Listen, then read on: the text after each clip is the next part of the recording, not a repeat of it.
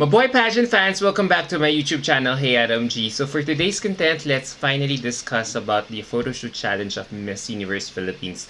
The very first challenge in a series of online challenges leading up to the coronation night this coming May 13. So all throughout the month, MUP will be having a weekly online challenge and we fans have the power to vote for our favorite delegate to be the winner of each challenge. And nakita nyo naman, di ba? Each challenge winner will have a secured spot in the finals night. So, di ba? Kayo ba na-excite kayo? Ako, medyo na-excite na rin ng konti. So, let's see in the next few weeks. So, ano naman ang masasabi nyo tungkol sa theme ng photoshoot challenge this year? Ako, tatanungin nyo ako, while I feel the organization could have come out with a better theme or concept, or even the quality of the photos, as some of it are a bit dark, it still nevertheless offered us a glimpse of the personalities of all 38 contestants throughout their showmanship. Now, my basis for choosing my top picks here are how these candidates did their poses and overall projections in their stills here. Kailangan they have to evoke drama and fire on these photos for me to put them ahead of the pack. And so here are my top picks.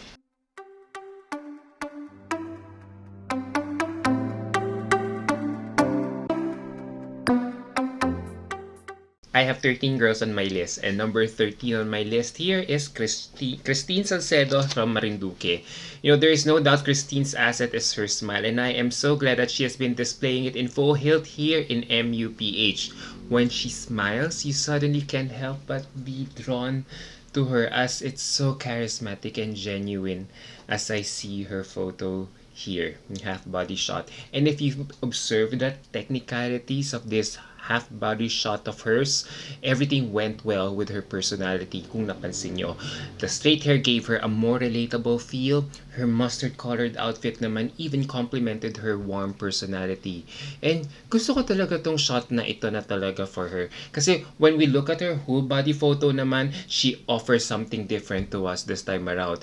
Kasi I feel she showcased her inner model vibe with this kind of editorial shot. And ang ganda lang talaga ng kinalabasan because it feels Christine is also allowing us to take a sneak peek to a different side of her personality or character na kahit hindi siya tumingin in front of the camera, just like what she's doing here, with the right emotion and poses, it could still tell another story from the subject.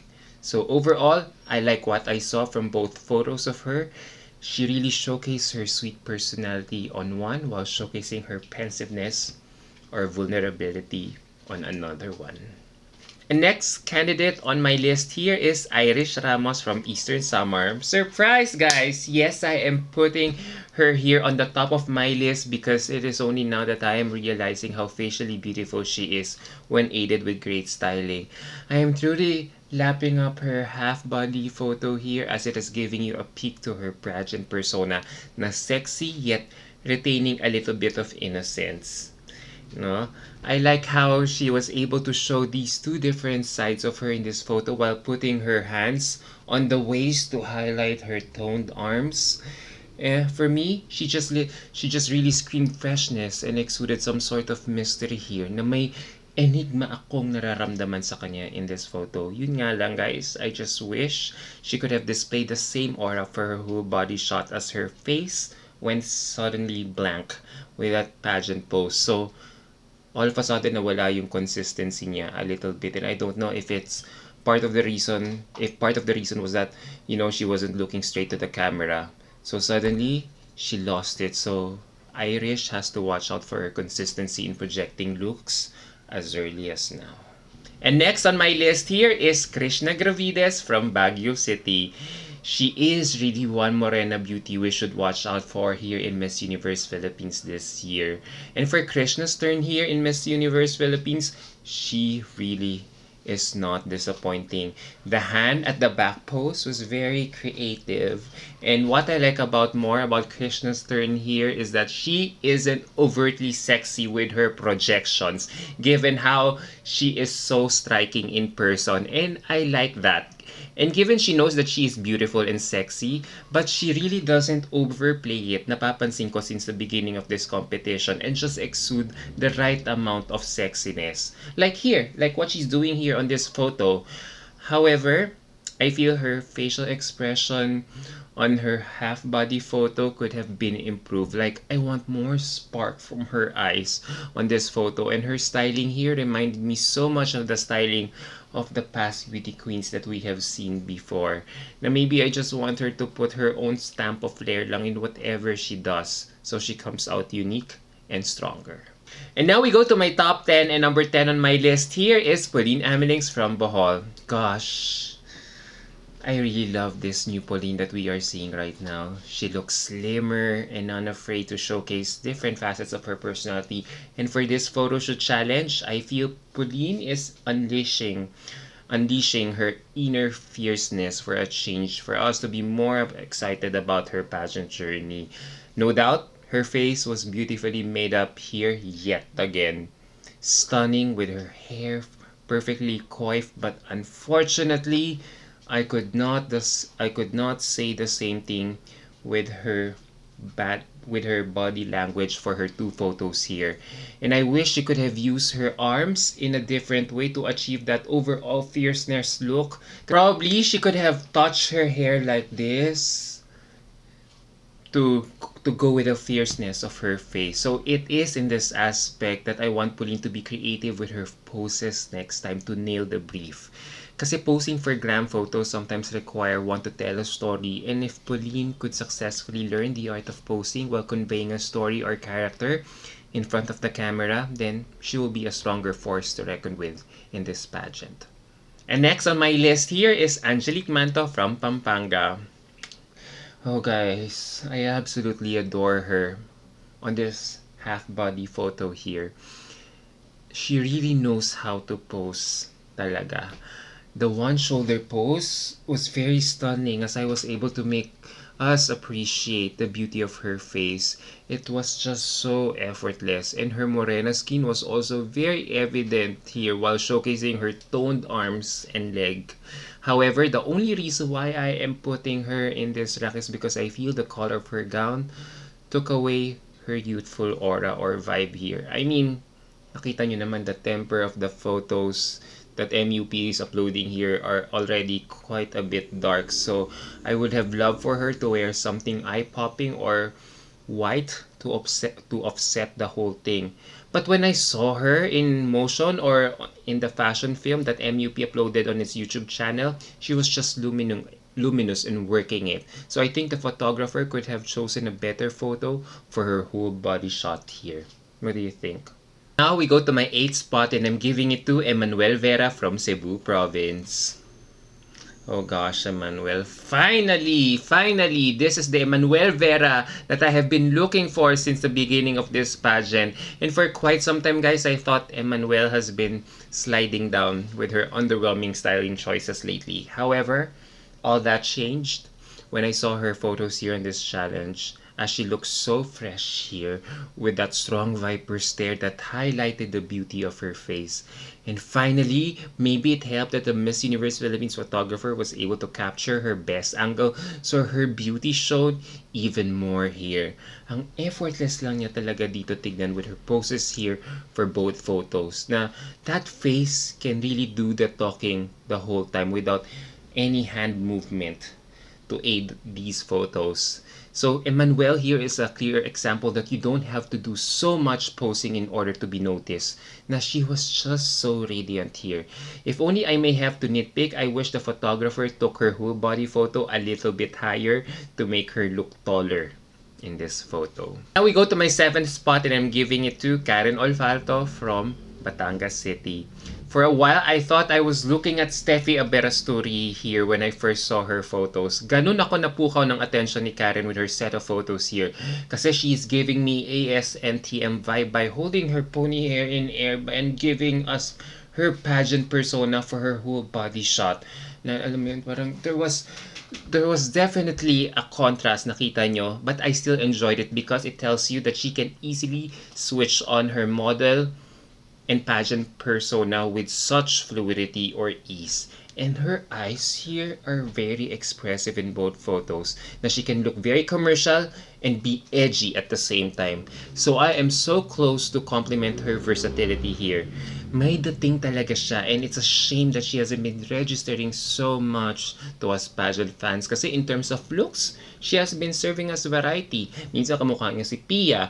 Minsan, like dito, kamukha naman niya ng slight si Steffi Oberasturi. So, she is really exciting me now. And number 6 on my list here is Claire Inso from Mandaue. Oh boy, I am so in love with what Claire Inso has also just shown us with her photo shoot challenge here. It's like she came to the shoot knowing in her head how to execute it with so much gusto. I feel this photo shoot offered something for us to appreciate Claire more in this pageant. Na she gave us class, napansin nyo, royalty, and drama on these facial poses.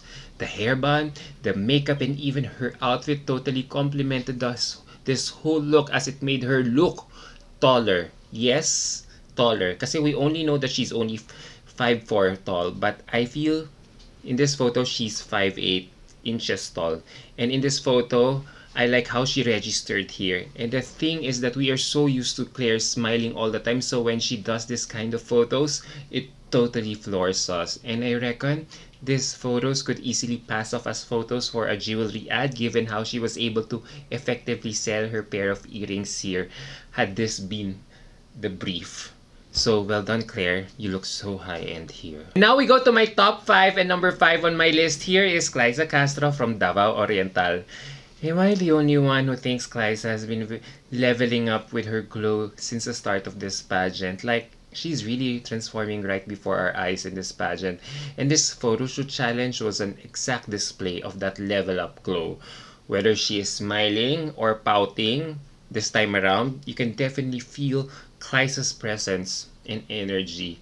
And that one shoulder pose was really stunning. Benta talaga yung mga one shoulder pose na yan sa akin. And had the photographer shot it a little bit higher, it could have been an amazing headshot. And when it came naman to her whole body pose, it still came out very cohesively given how she has so many body parts working to give this shot an editorial feel. Napansin nyo? While I wasn't a fan of her gown design here, her body parts quickly aided or compensated for it double time. Like that warm arm on her hair for some reason complemented that one leg or hip pose as I look at it completely. Na dito mo talaga makikita na talagang marunong talaga umaura tong si Liza kahit anong ipasuot mo sa kanya. She will work the hell out of it. And next on my list here is Janary Sarsosa from Agusan del Norte. You know, the intensity of this candidate has been just impalpable, and Janary has been very consistent with this by far.